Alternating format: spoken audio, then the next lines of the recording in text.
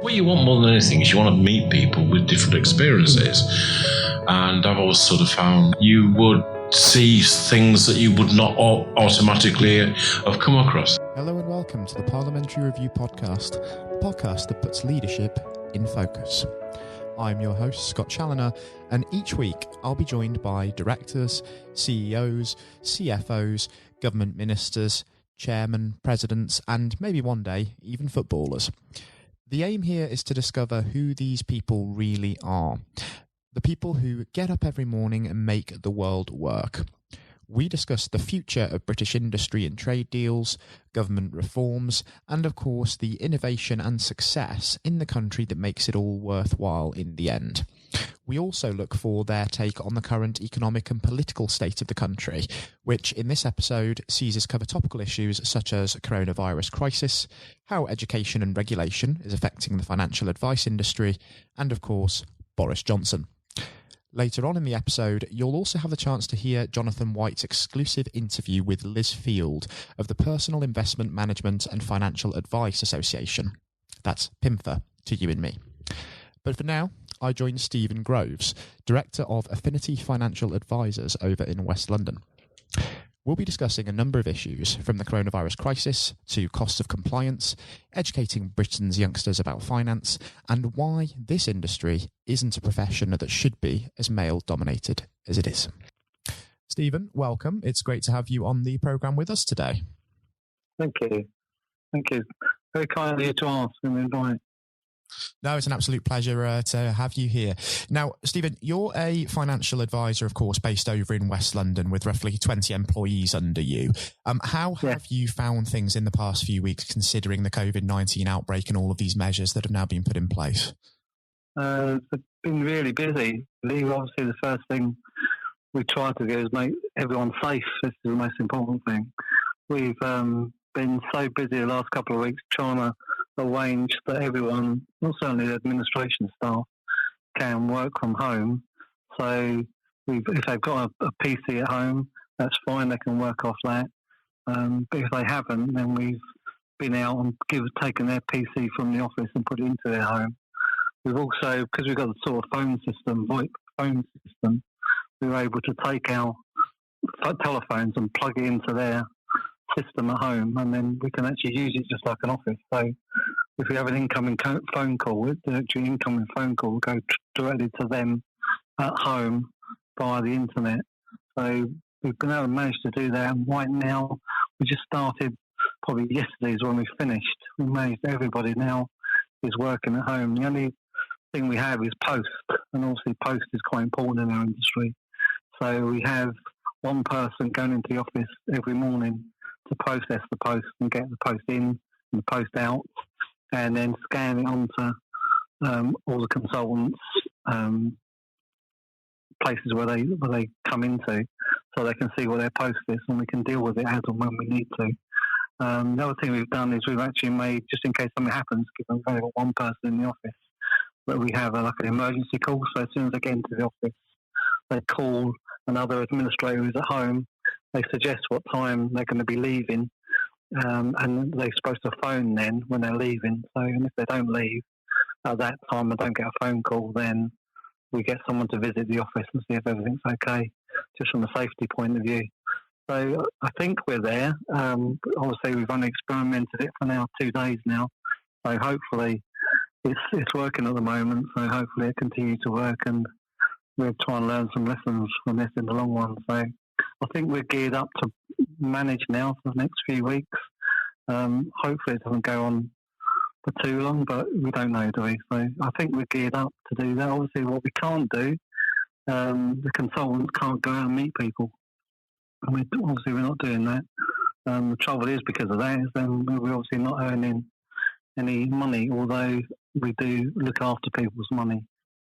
We do get some income in, so obviously there's going to be a 20 to 30% gap at least in income coming in the next few months. So we just got to go with that somehow. It is what it is, and let's deal with it.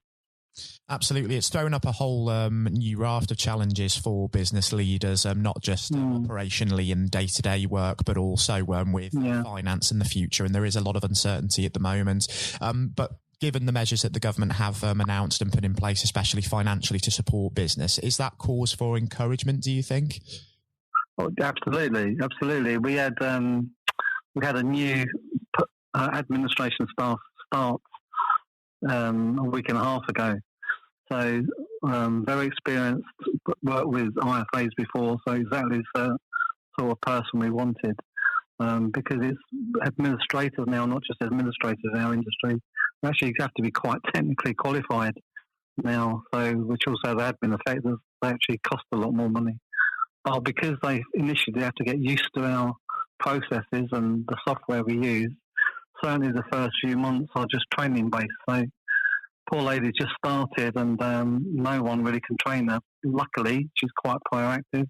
She can do a lot of training herself, and we've put in place some training aspects for her at home. But certainly, one, she's training, so therefore there's no production there at all, no work being done as such. But certainly the 80% going towards her income will certainly help in that particular instance. It'll help enormously because obviously the choice was, because she couldn't be productive, do we lay her off again after she just started for 2 days? So in that way, it'll be a big help, as long as it can actually go through an administration. It's not too much just to get the thing through, and then you don't feel like saying, well, we manage, because it doesn't come out the other end. So hopefully the administration will actually go through quite easy, and it's perfect for that situation where the lady would have potentially been let go because she just started and we couldn't be in the office to help her. So in that situation, it's a perfect scenario to keep people employed. So yeah, in that way, it would work perfectly. Yeah, absolutely. Now, it's been a few months, of course, even since you appeared in the Parliamentary Review.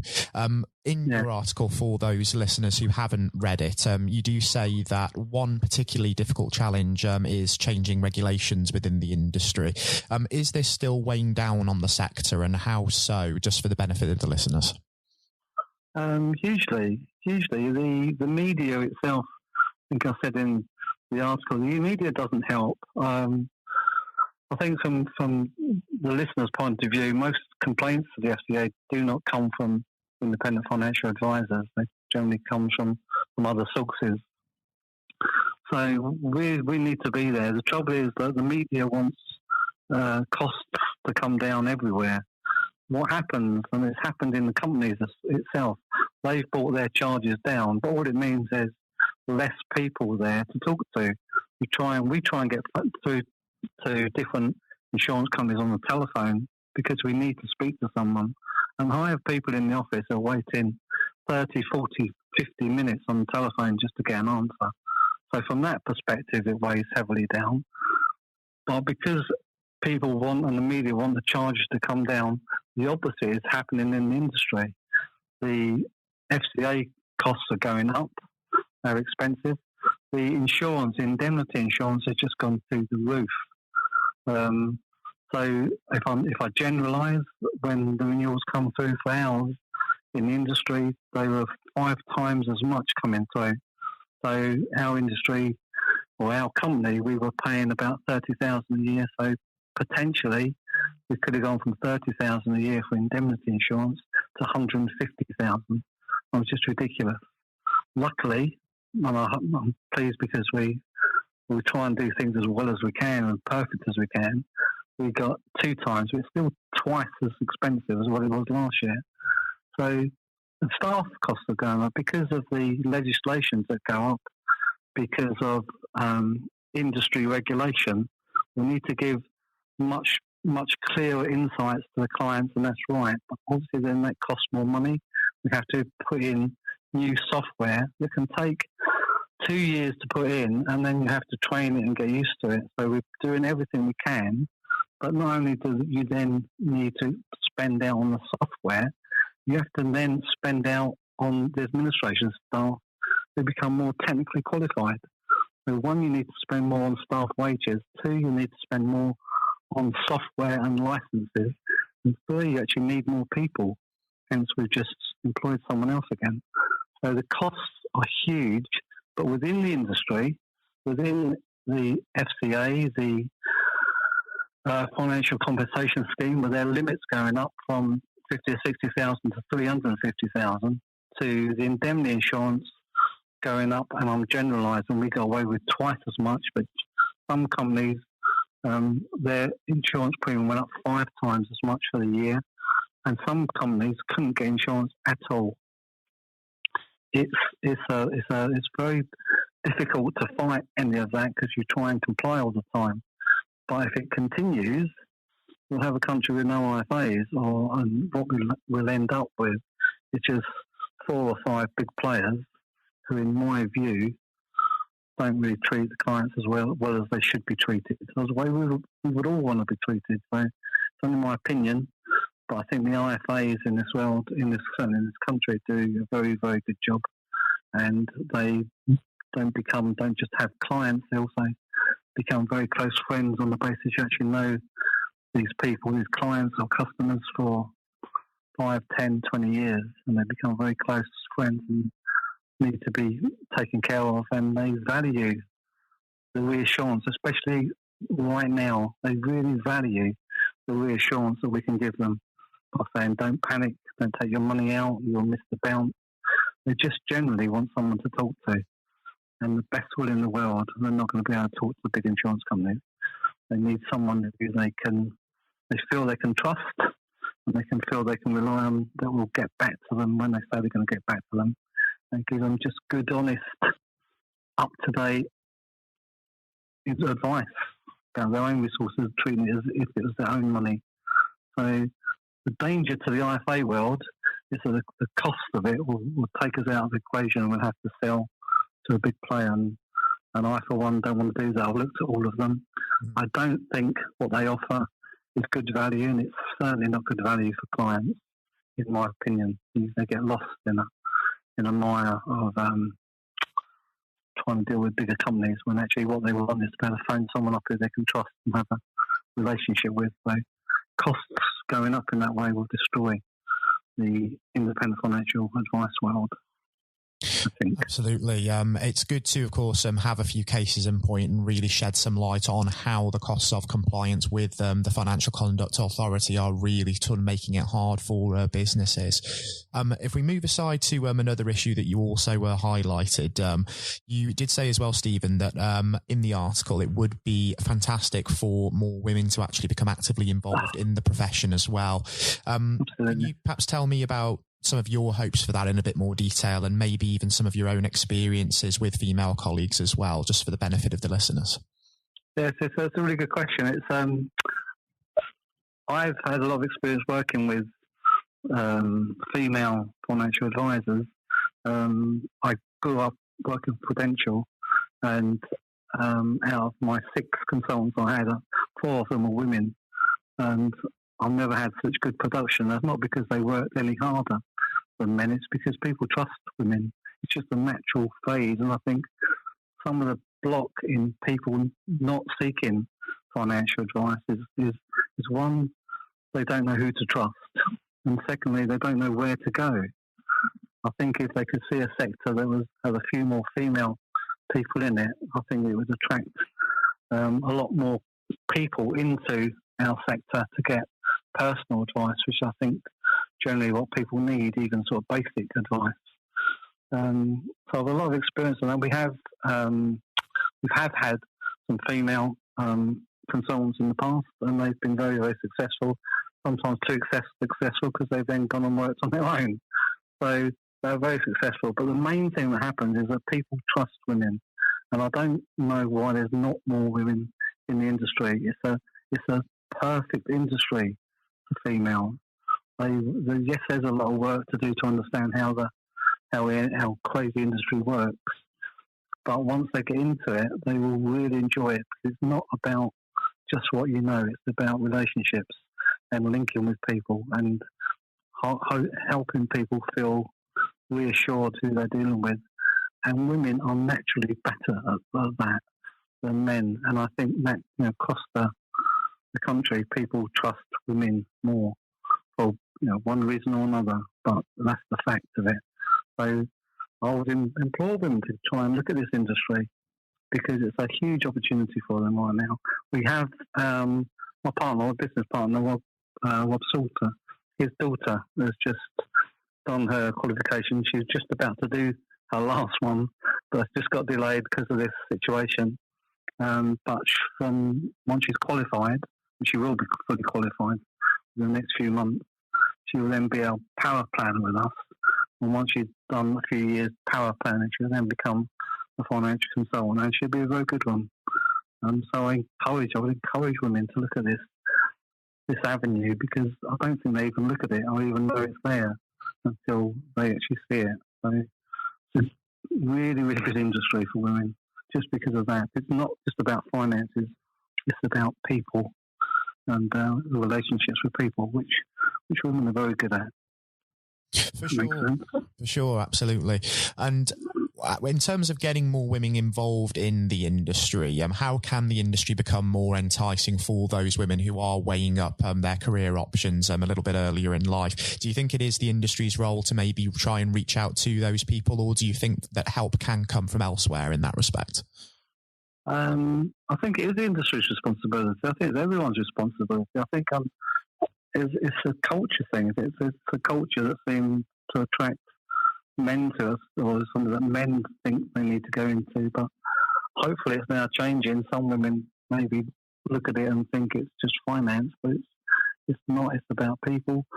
I think it is our responsibility to try and get more people in. We really try to get women involved, because we know, just from a business point of view, it's really profitable.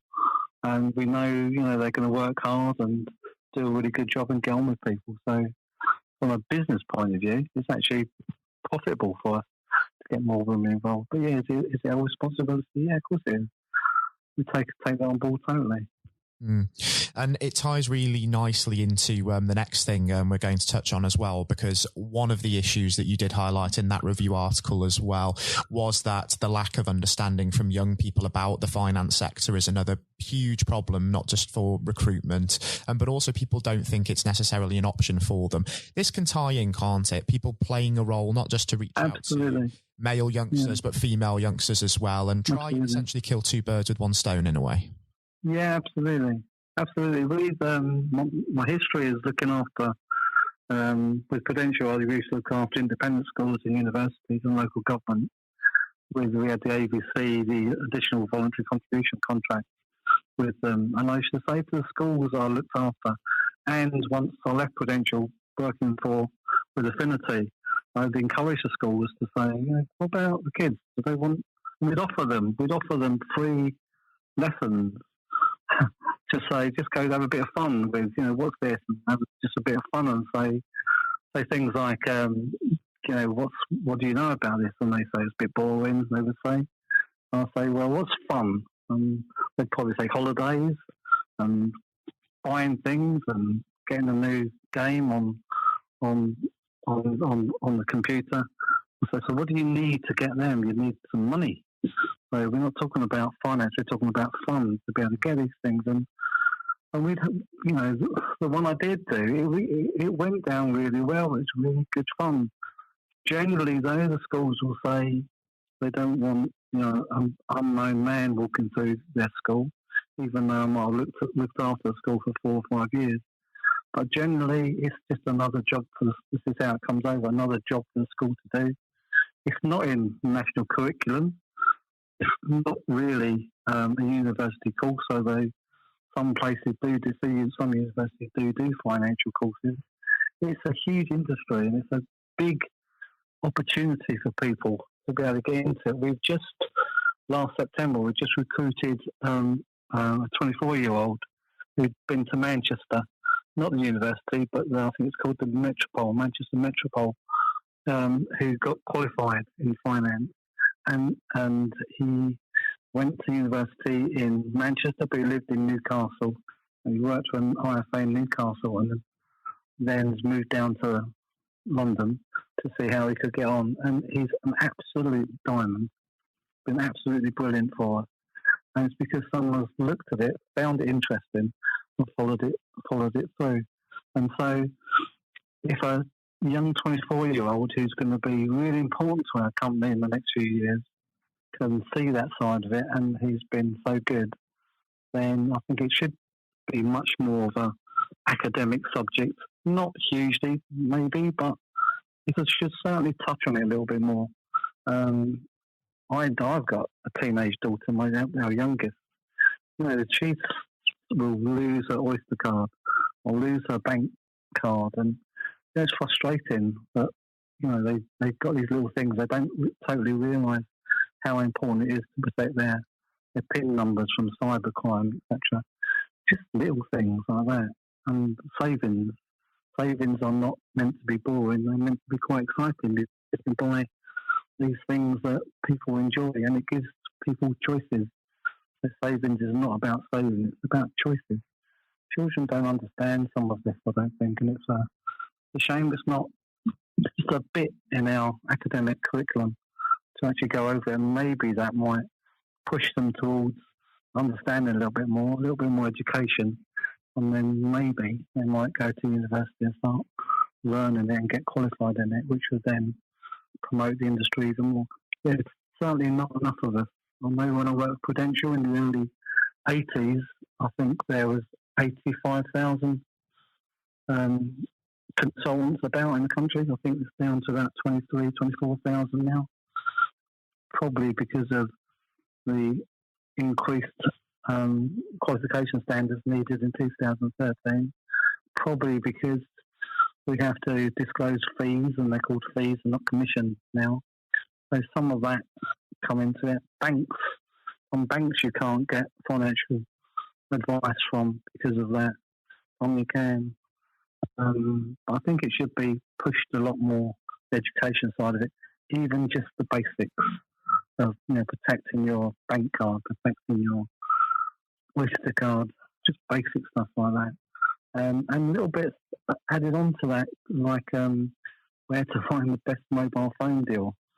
Just bits and pieces that helps people understand that money and finance is important. It's not about money and finances. It's about choices in this world. Hopefully we get through this virus so we have these choices again. Yes, absolutely. And it's such an interesting point that education should take more of a responsibility in introducing even the basics at a very early age. And it is, I think, food for thought, especially for the likes of Gavin Williamson as well, especially when, as you've said, the industry is trying to reach out and trying to get into schools, trying to play its part in that sense, but sometimes isn't necessarily greeted with the greatest amount of approval. I think for the best reasons. I think they're just trying to protect the kids, which is their main job today, but I think it's slightly blinkered, should we say. I would agree with that, absolutely.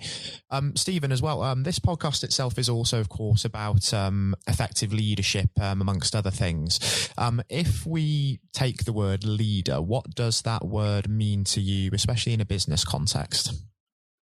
It makes me smile, the word leader. I think it's... obviously, I see myself as a leader, but I don't see it in that sort of frontline part of it. I think leading is about giving and looking at things from a personal point of view and doing the right thing. And I think when people see that generally, most of the time, unless it can be helped, can't be helped, that you're trying to do the right thing and make the right decisions, I think that's leading. I think today, lately, we've seen what's the right thing to do. The right thing to do, even though it's going to cost us dear, is to get people working at home. The right thing is to make sure they're okay, make sure they're safe, get things into the office to keep them safe. I think that's leading. I don't think it's about the big rah-rah at the front. I think it's about doing the right thing, being there, letting people know that you can trust them, and that takes a while to happen. Letting people know that you're honest with them. And I don't mean honesty in saying you got to say. We have a saying. You say what you feel, but that works both ways, and we mean it. We say, tell us if we're doing something wrong, but likewise, if you're doing something wrong, we'll tell you as well.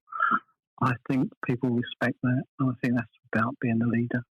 About being honest and having some integrity. It's not about the rah-rah and the loud voice. It's about honesty and integrity. in my opinion. Absolutely. And good and effective leadership, even in that sort of sense, it can go under the radar a little bit in this country, can't it? Because we think when people think about leaders, a lot of people think about leaders in the public eye, say, for example, like Boris Johnson, and sports personalities such as Wayne Rooney, we could say.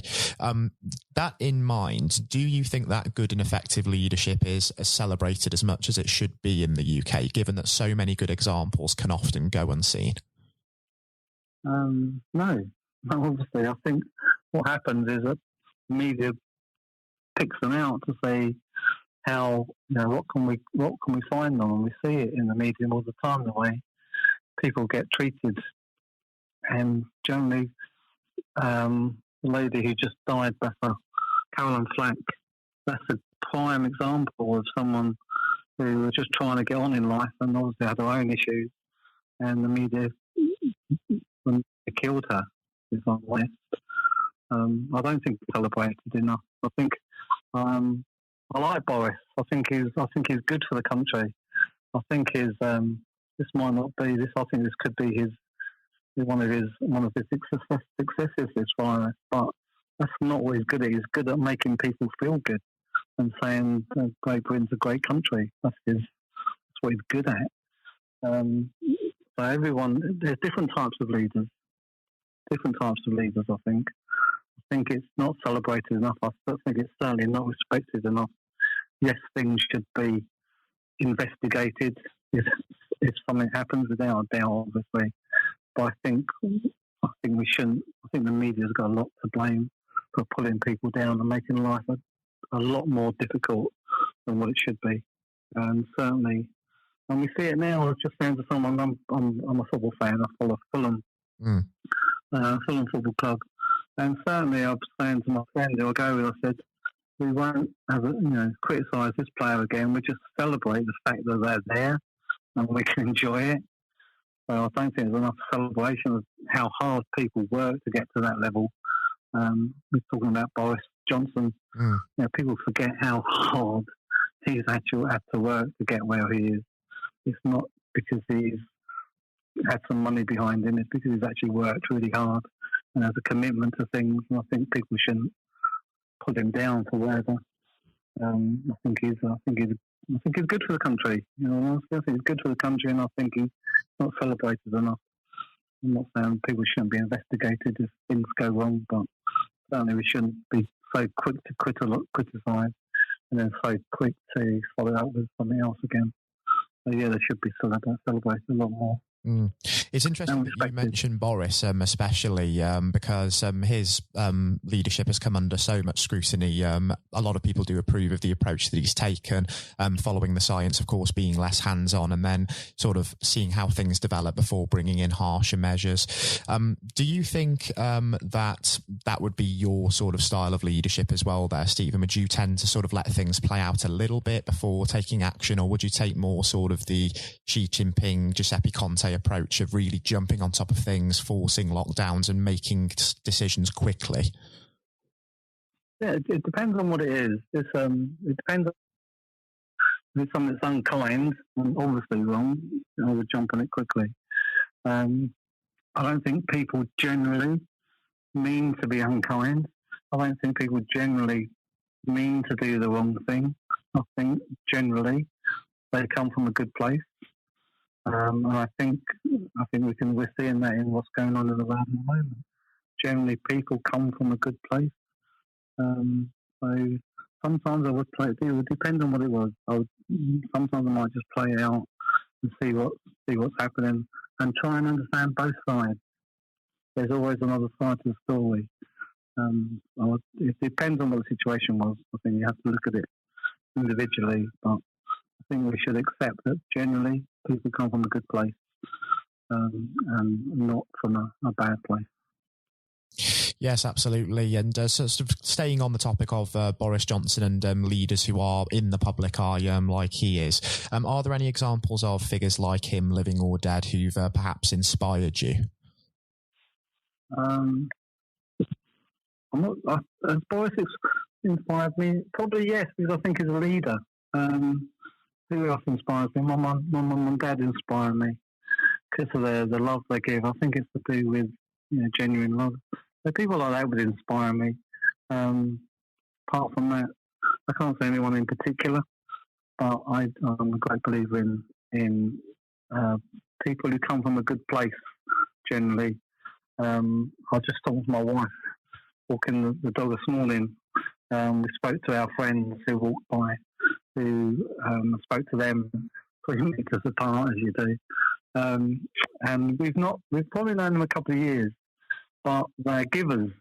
They give people. They give to people. The husband is a football coach for the local team, and the wife does treatment for massage and how to think, basically. They're givers. So people like that inspire me because they're the ones who give to the world and give to people. So generally, I think sometimes there's not so many of them about, you don't see them, but people who do inspire me. Absolutely. And it links back as well to what we discussed earlier about the idea of leadership often going unseen because these sorts of people, family members, maybe colleagues who have been inspirations to you throughout your career, they aren't in the public eye, and that can very much go unnoticed. I do promise to stop talking about Boris Johnson very shortly, but one thing that I heard that you did mention, Stephen, was the fact that he is an incredibly positive personality. Clearly loves the country. He's trying to create that aura of positivity. In a business context, do you think it's important for a business leader, such as a managing director, a CEO, to create an environment of positivity which will really allow everyone around them to flourish as well? Absolutely. Yeah, absolutely. It's,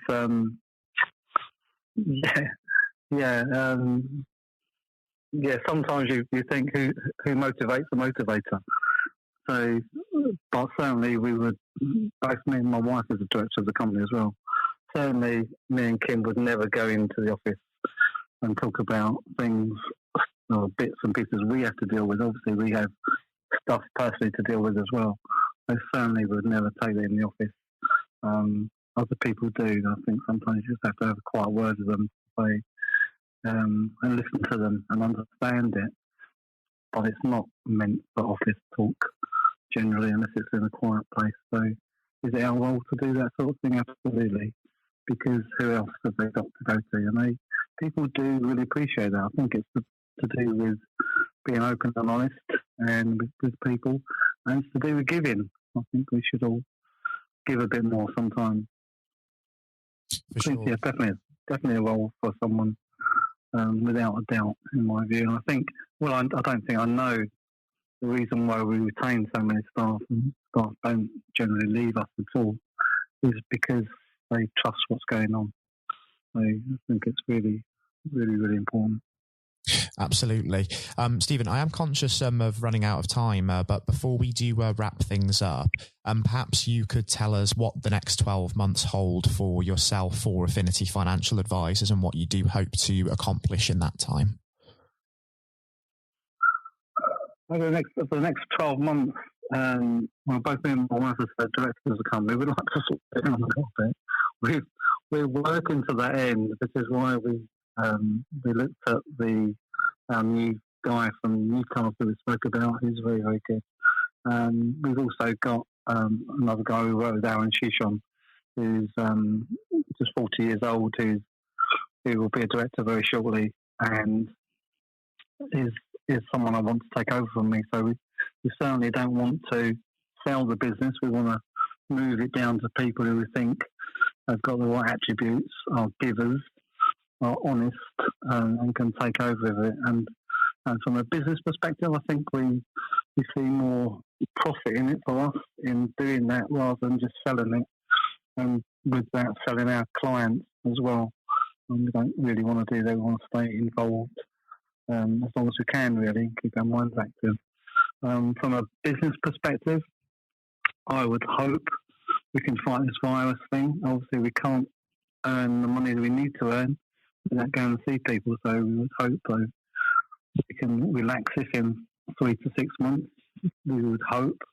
We're trying to keep bits and pieces going and doing things online as we can. But I think once we can get out of this, I think not just our business, but I think the whole country will boom with the fact of happiness that we can get out of this, and the fact that our business will start to make a profit again. I think there will be some challenges of income, right, for sure. I think there might be some challenges on our. We have to provide something called capital adequacy to the firms, financial firms. I think there might be some challenges there. I think the FCA could come out and give us a bit of latitude on things like that. We haven't heard from them on that side of it. So from a business point of view, I think we've got probably 3 or 4 people have only been with us a couple of years. So this is quite a challenge for them in building their own businesses this time. So I would hope if we can come out of this with everything intact.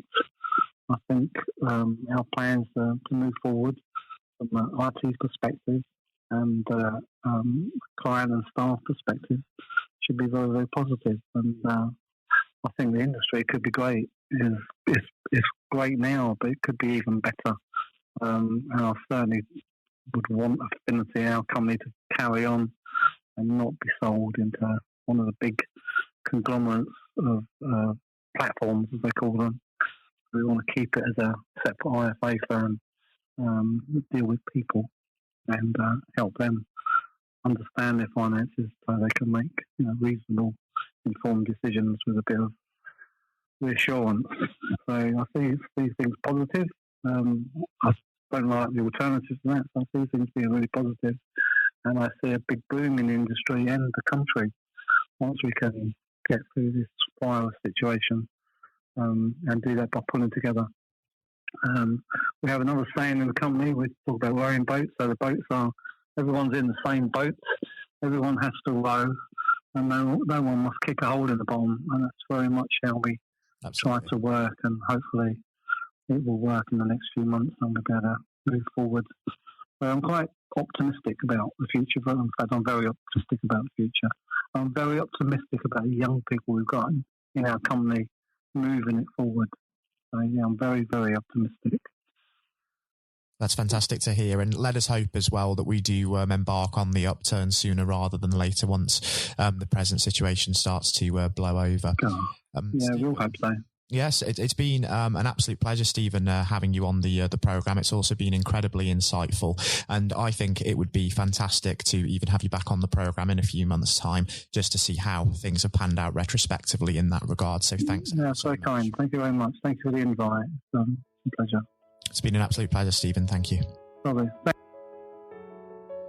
I hope you all enjoyed my interview with Stephen, and especially learning more about the challenges facing the sector and how the whole team at Affinity are continuing to raise standards in spite of these unprecedented times. If you've not heard it before, we'll now be handing over to Jonathan White for his exclusive interview with Liz Field.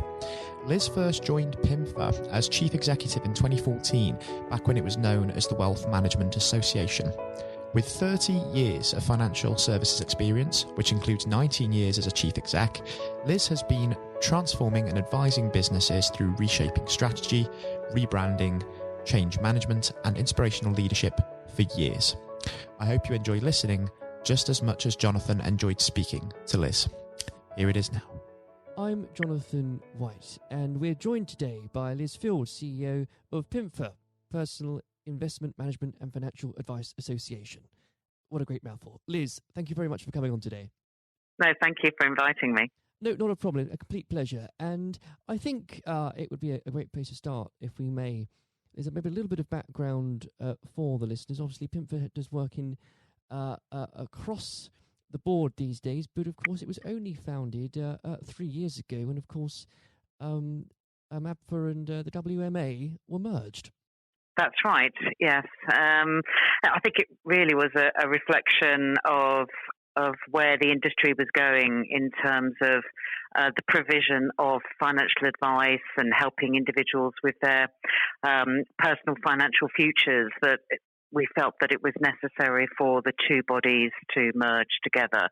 But both, well, certainly the Wealth Management Association and its predecessors have been around for nearly 30 years now, actually. But you're quite right. As PIMFA, it's been nearly 3 years now. And the probably a very wise move, because the PIMFA's been going from strength to strength since. What would you say at the moment are the priorities for yourselves there? I think there are a number of priorities. I mean, we represent a diverse group of businesses which all have one thing in common, which is that they face the clients, they face the consumer. So whether that is face-to-face or whether that is online, it's all about helping individuals to plan and save and invest for themselves and for their families. But we're going through a number of key challenges. I mean, looking at a macro level, if you like, markets are a little turbulent.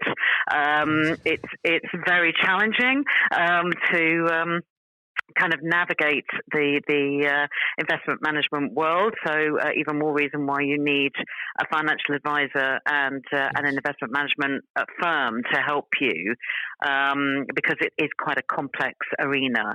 And that's not helped by the lack of financial education more generally. So if you have that as a backdrop, and then politically you have what's going on with post-Brexit and where the rules are going to come from in future, all of that is still to be negotiated. So it's a whole melting pot of issues that our firms are trying to face. Oh, without a doubt. I think maybe, Liz, there's quite a few understatements there in terms of the challenges that are occurring at the moment. But there's quite a lot to pick up on those points, because I think it's a unique time almost, Liz, isn't it, where there are a different set of challenges that advisors and individuals are being confronted with from a lot of different angles. And perhaps if we can let's start at the beginning, in fact. You bring up the issue of financial education. Yeah. Now, that's something I think you can talk to anybody in the business and they'd agree with you on that front, Liz. We don't do it properly in this country. Where do you think, Liz, it should start from, and how do we fix it? Okay, so I think, the first thing to say is that there's a lot of fantastic effort that we see across the whole of the financial services sector, our sector amongst that, where they try and go into schools and provide financial education. You go onto any website of some of our members, and they've got some great educational material. But there isn't a national framework that wraps itself around the whole of the financial education efforts within our industry. And without that, I think the businesses are facing a lot of barriers when it comes to actually getting into schools.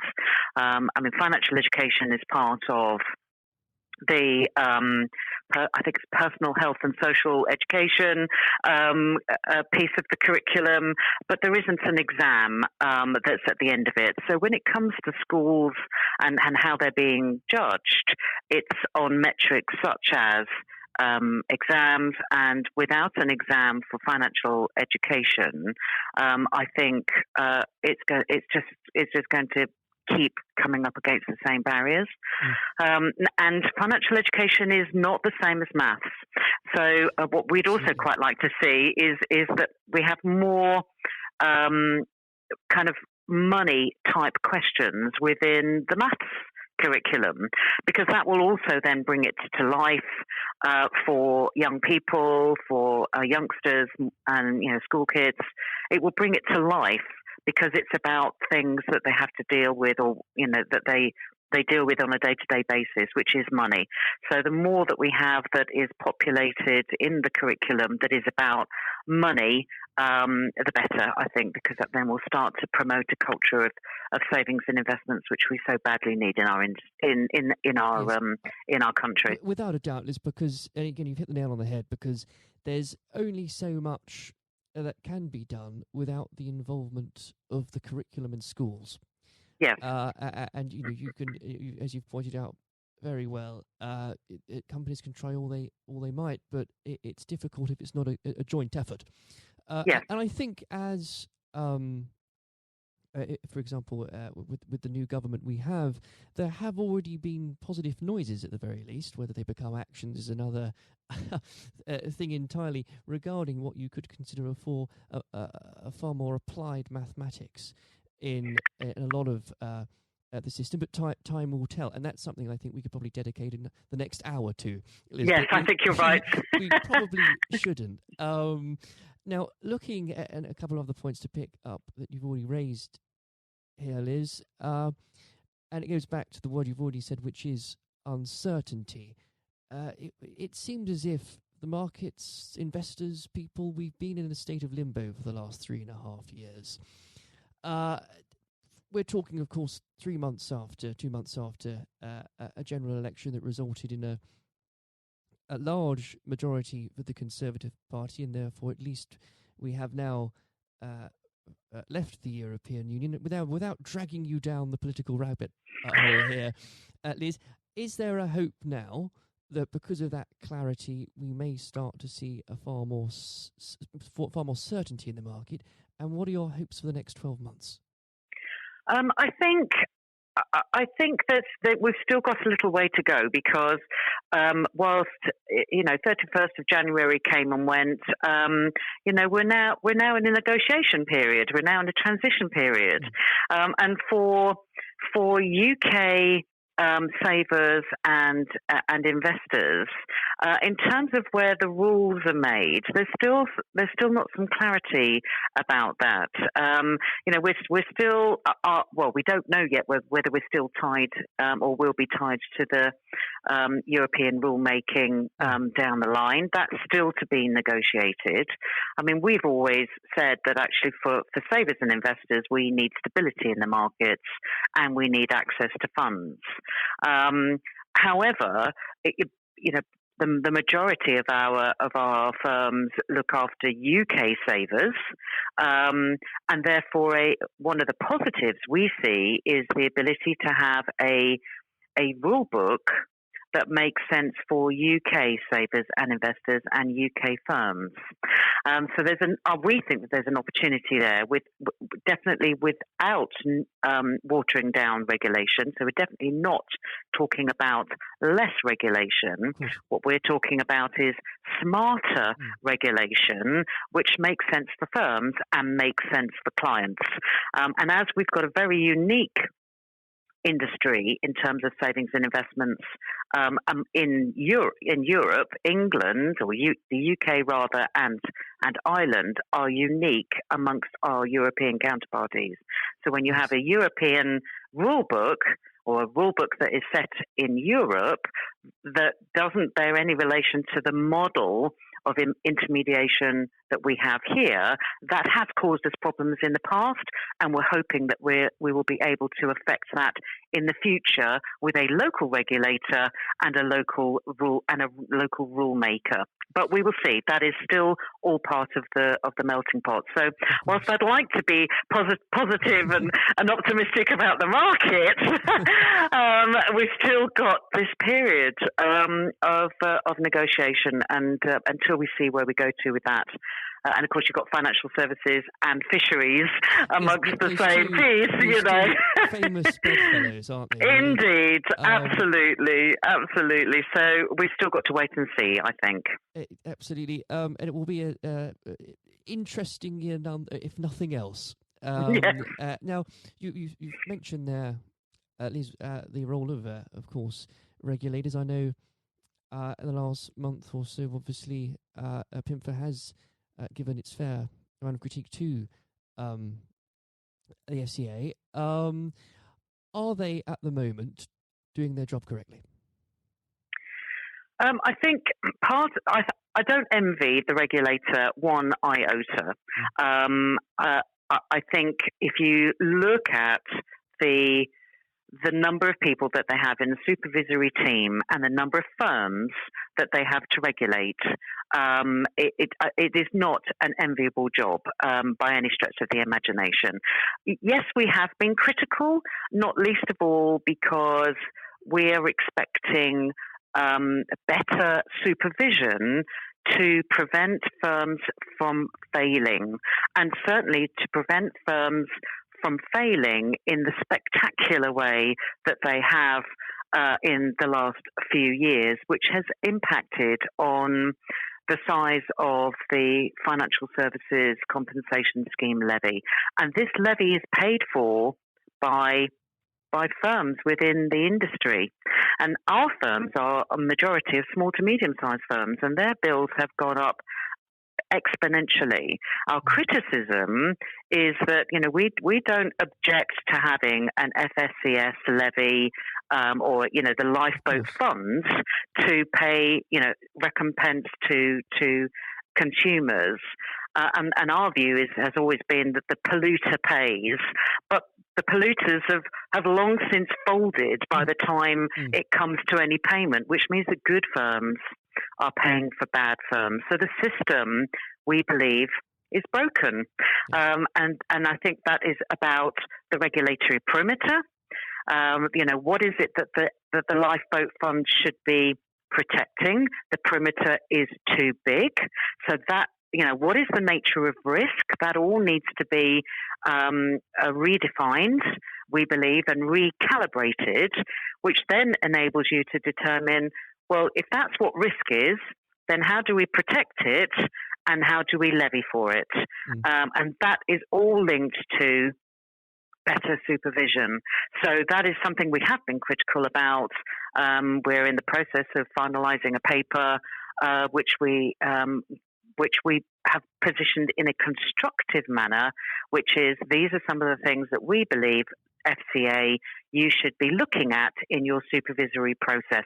And we want to help you to do your job better. Now, I know there's no such thing as a magic wand, Liz, and perhaps it'll be putting you on the spot. But let's imagine you did have one just for this afternoon, perhaps, and you were able to change one thing about that system. And perhaps I shouldn't ask this because if your report isn't out yet, you might not want to reveal something that's in it. But if you could, what would be your number one priority? My number one priority to solve the system in terms of reform. In terms of reform, what regulatory reform you mean? I think. Oh goodness me, the one thing. It is a bit of a mean question. It is. Gosh, yes. Wow. I think it's about the regulatory perimeter. Sure.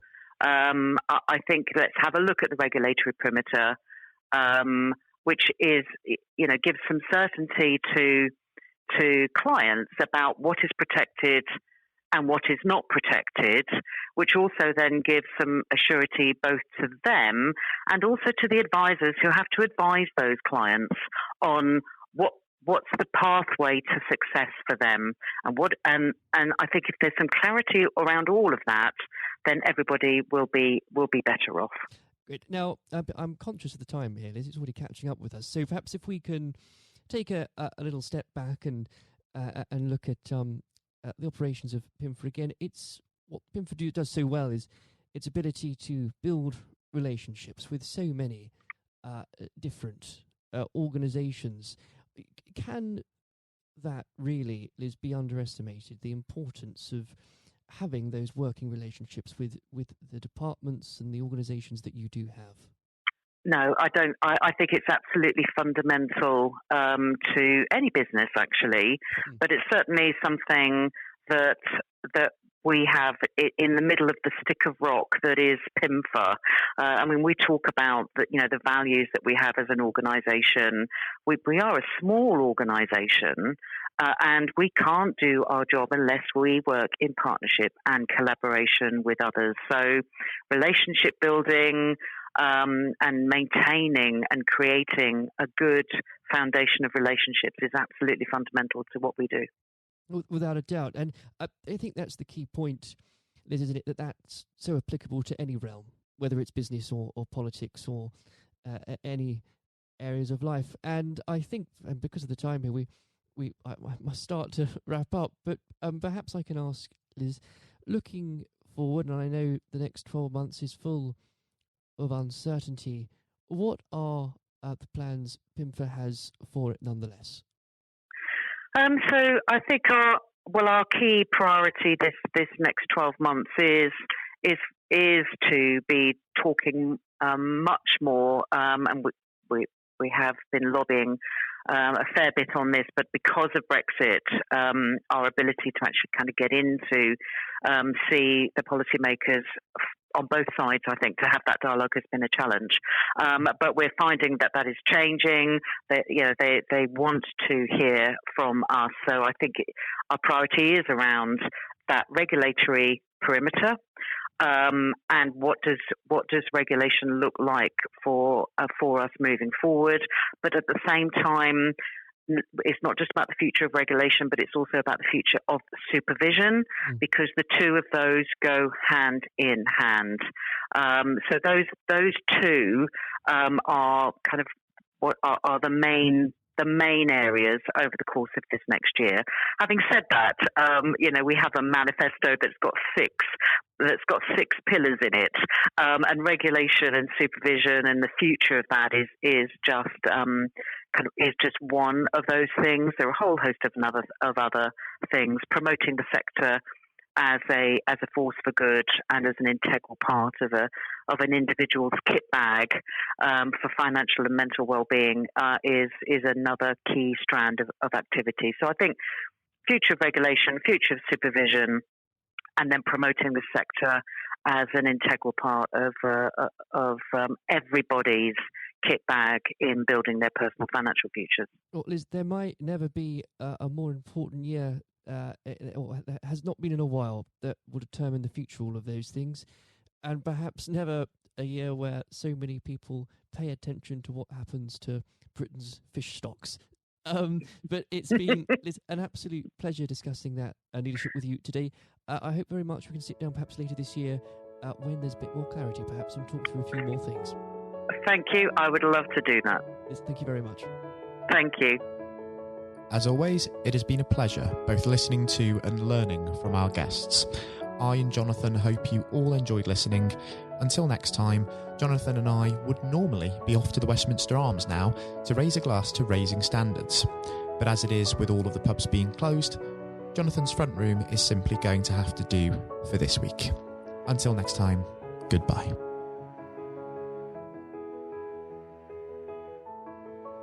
Thank you for listening to our podcast. You can find every episode on iTunes, YouTube, and Spotify. The views expressed by each guest in the podcast are their own. They do not represent the opinions of the Parliamentary Review, Westminster Publications, Lord Pickles, Lord Blunkett, David Curry, or any other guest on the podcast.